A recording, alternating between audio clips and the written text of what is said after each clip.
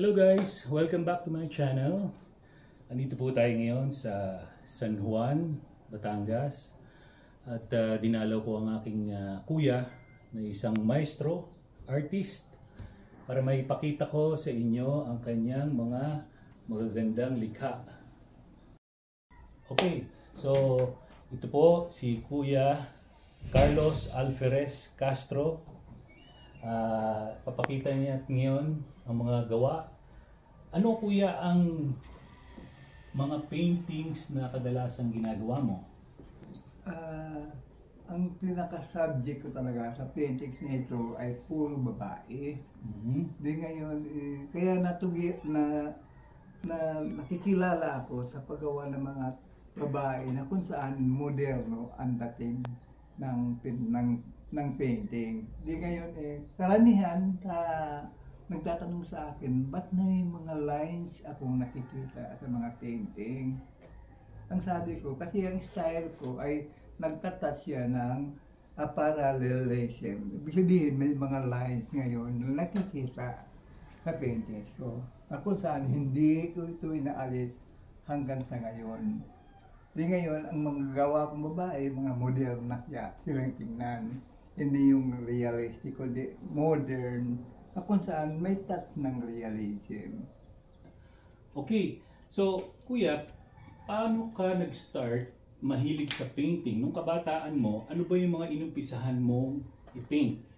Talagang nag-umpisa ako sa isang movie house na kung saan ako ay isang tinatawag na painter na kung saan ang mga ginagawa ko ay mga billboard ng mga sine na katulad ng araw, katulad nila. Kung sa Tagalog ng mga movie ay sila Fernando Pulit Jr. Okay. Sila at Nora Honor. Di pagdating ng English, dahil ng English movie, yun ang hinahawakan ko.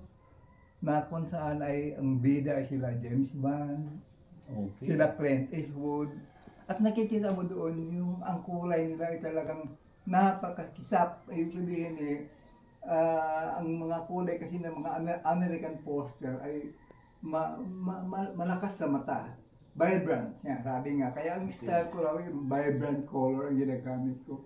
Na-adapt ko siya. Tapos ngayon, yung mga figure ng mga babae, yung mga movie ni James Bond, mga babae magaganda, nagkaroon akong idea, bakit hindi magagandang babae ang aking gagawin?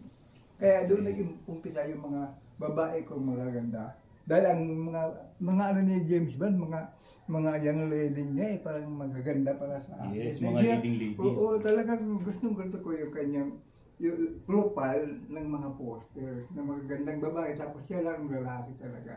Okay. Kaya di na akong gumawa ng lalaki, puro babae. Dahil ang vision ko, ako yung pinaka-James Bond.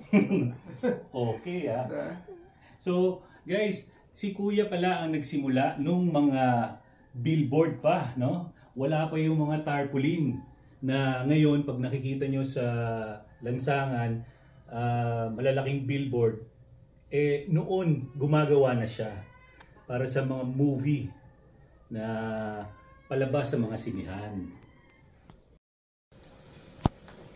May exhibit ako ngayong July, second week, na kung saan ang tema ay mga maliit na drawing, na painting. Na kung saan ito ay watercolor painting. Makikita mo rin dito yung ating mga ubrang na extra ng mga babae. Katulad nito, mga local girl na kung saan ay vendor ang motif. Katulad ito, nagtitinda siya ng kalabasa. Ito naman ay gitarista ang pamangkat. Yun ito, na kung saan inaharanahan niya ang mga halaman.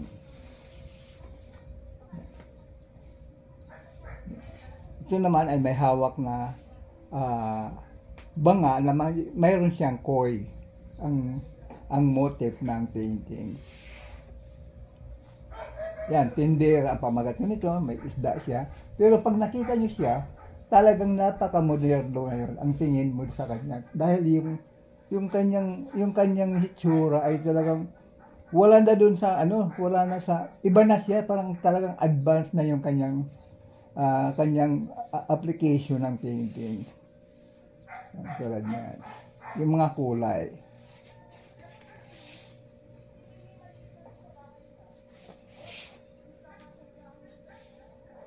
Yan. Ito ang naiba. Walang babae.